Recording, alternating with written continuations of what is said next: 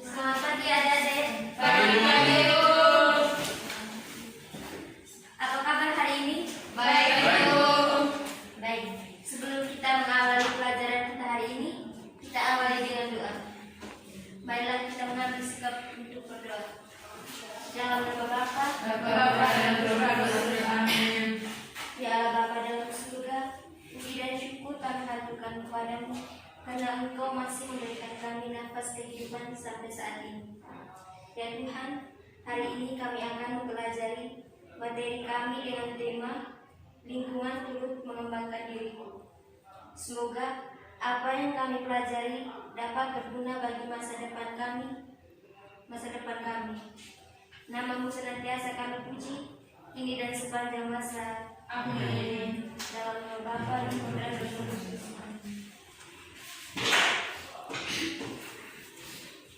Baik, materi kita hari ini tentang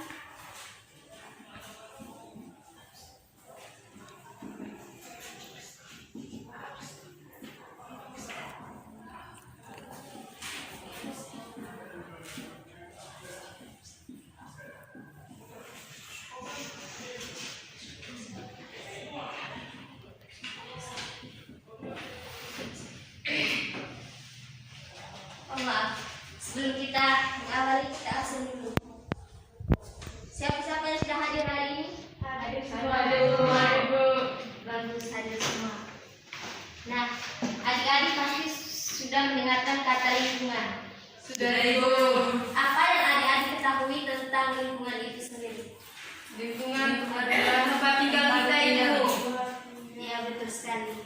Lingkungan adalah tempat kita tinggal atau kita berada. Lingkungan juga ada bermacam-macam, seperti lingkungan keluarga, Lingkungan sekolah, lingkungan masyarakat, lingkungan ada juga lingkungan perkotaan, dan lingkungan pedesaan. Allah memberikan alam semesta ciptanya kepada manusia untuk apa? untuk menjaga, Ibu, dan merawat. Ya, untuk dipelihara atau dikembangkan. Lingkungan tempat tinggal kita juga sangat mempengaruhi watak dan perilaku kita. Contohnya seperti di lingkungan pedesaan. Di sana itu umumnya memiliki watak atau perilaku yang sabar, sederhana, dan mudah bekerja. Terus kalau di lingkungan perkotaan pada umumnya memiliki watak atau perilaku yang kurang peduli. Contohnya membuang sampah sembarangan, kurangnya pergaulan antar sesama, terus berpikir lebih maju. Artinya selalu berpikir ke depan tanpa memandang hal-hal yang ada di belakang. Terus bekerjanya selalu terburu-buru dan selalu berfoya-foya. Terus di lingkungan keluarga, dalam lingkungan keluarga juga memiliki pengaruh dalam pembentukan watak dan perilaku. Contohnya selalu rukun, damai, dan harmonis, dan juga membentuk watak dan perilaku anak-anak yang sabar, tekun, dan pada umumnya menyenangkan. Sebaliknya, keluarga yang sering bertengkar atau kurang harmonis akan membentuk watak dan perilaku anak yang keras, mudah marah, dan pemalas. Nah, lingkungan itu sangat mempengaruhi perkembangan kepribadian seseorang, baik itu dalam lingkungan keluarga, pedesaan, perkotaan, sekolah, maupun dalam keluarga. Baik, di sini Ibu sudah menyiapkan gambar. Ibu beri dua kelompok, yang sebelah kanan Ibu kelompok 1 dan yang sebelah kiri Ibu kelompok 2.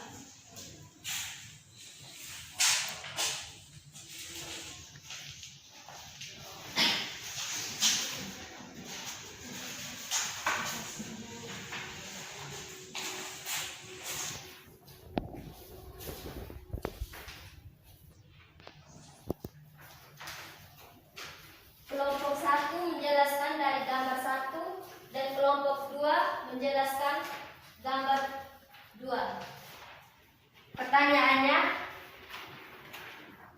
menceritakan tentang apa dari gambar tersebut dan pengaruh lingkungan terhadap orang yang hidup di sekitarnya. Ibu beri waktu 5 menit.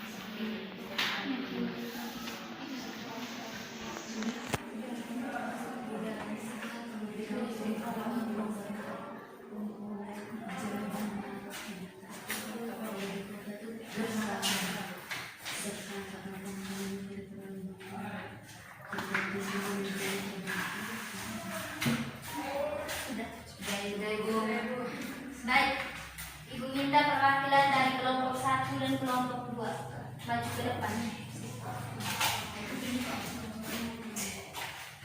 Dari kelompok 1.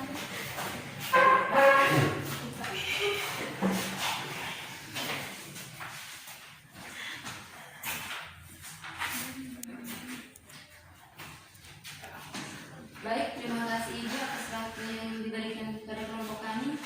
Kami akan melakukan hasil diskusi kelompok kami. Gambar 1 yang kami ketahui, banyak pohon-pohon di kampung yang hijau. Itu membuat sumber daya alam sehat. Gambar 2,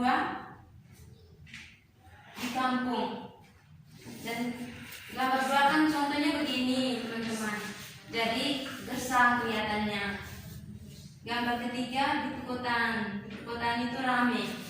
Itu saja Ibu. Terima kasih. Kelompok 1. Baik, terima kasih Ibu. Menurut kelompok 2, itu yang gambar pertama di alam subur ini menggambarkan kehidupan di kampung. Itu alamnya subur, habis suasananya tidak terlalu ribut, tenang. Habis kalau di gambar yang nomor 2 ini, itu di kampung juga. Itu tuh gersang, panas, habis kehidupan juga orang hanya datang untuk berkebun saja habis pulang. Tidak ada untuk yang menginap, tidak ada. Sedangkan di kota suasananya sangat ramai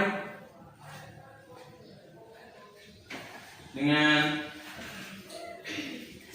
tidak ada kesunyian dalam kota. Itu saja. Baik, terima kasih. Silakan Ibu.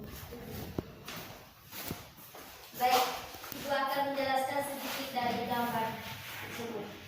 Untuk gambar 1, itu menceritakan pemandangan alam daratan atau pedalaman yang subur, menghasilkan segala sesuatu bagi kehidupan masyarakat di sekitarnya.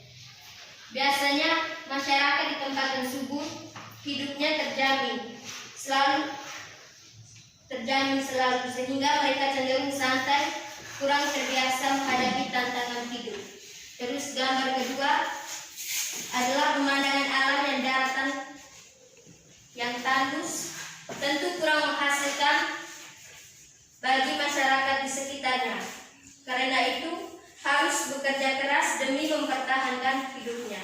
Terus gambar yang ketiga itu pemandangan alam yang di kota dengan manusia yang padat, dipenuhi gedung-gedung yang tinggi. Biasanya mereka hidup dengan kesibukan kerja dan cenderung individualistis. Baik. Di tengah lingkungan alam inilah manusia diberikan kesempatan untuk apa? Manusia diberikan untuk apa? Ya, untuk menjaga dan merawatnya. Maka lingkungan juga turut mengembangkan diri kita manusia sebagai perempuan maupun laki-laki. Selain lingkungan alam yang dapat mengembangkan jati diri kita sebagai laki-laki maupun perempuan, lingkungan sosial berupa adat istiadat pun turut mengembangkan diri kita. Dalam hal ini dapat kita belajar dari Yesus sendiri. Baik, semuanya bawa Alkitab. Buka Injil Lukas bab 2 ayat 41 sampai 52. Injil apa, Ibu? Injil Lukas bab 2 ayat 41 sampai 52. Sudah, Ibu. Ibu minta satu orang untuk membaca. Afif.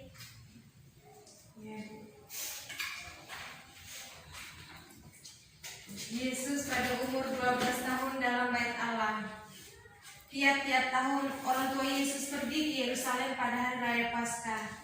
Ketika Yesus telah berumur 12 tahun, pergilah mereka ke Yerusalem seperti yang lazim pada hari raya itu.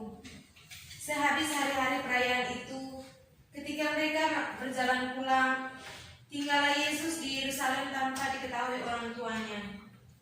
Karena mereka menyangka bahwa ia ada di antara orang-orang seperjalanan mereka, berjalanlah mereka sehari perjalanan jauhnya, lalu mencari dia di antara kaum keluarga dan kenalan mereka. Ketika mereka tidak menemukan dia, kembalilah mereka ke Yerusalem sambil terus mencari dia. Sesudah 3 hari mereka menemukan dia di dalam bait Allah. Ia sedang duduk di tengah-tengah alim ulama, sambil mendengarkan mereka dan mengajukan pertanyaan-pertanyaan kepada mereka. Dan semua orang yang mendengar dia sangat heran akan kecerdasannya dan segala jawab yang diberikannya. Dan ketika orang tuanya melihat dia, tercenanglah mereka. Lalu kata ibunya kepadanya, "Nak, mengapakah engkau berbuat demikian terhadap kami? Bapakmu dan aku dengan cemas mencari engkau."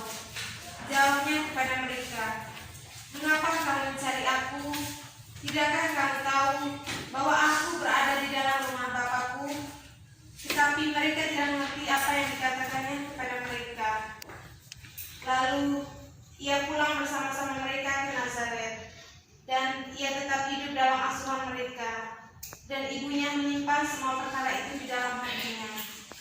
Dan Yesus makin bertambah besar dan bertambah hikmahnya dan besarnya, dan makin dikasihi oleh Allah dan manusia. Sudah, Ibu. Terima kasih. Baik, setelah mendengarkan bacaan tadi, Ibu punya pertanyaan. Yang pertama, apa tradisi yang biasa dilakukan orang tua Yesus setiap tahun? Ada yang tahu? Iya. Yasin. Pergi ke Yerusalem pada hari raya Paskah. Iya, benar sekali. Untuk merayakan hari raya Paskah. Yang kedua, apa yang terjadi dengan Yesus ketika keluarganya kembali ke Yerusalem? Ada yang tahu? Yesus tinggal dalam bait Allah. Iya, benar sekali. Yesus ditinggal oleh orang tuanya di Yerusalem, dan di sana dia sedang berdiskusi Bersama ahli ulama. dengan para ulama sambil mengajukan beberapa pertanyaan kepada mereka. Baik, itu saja materi yang dapat Ibu jelaskan.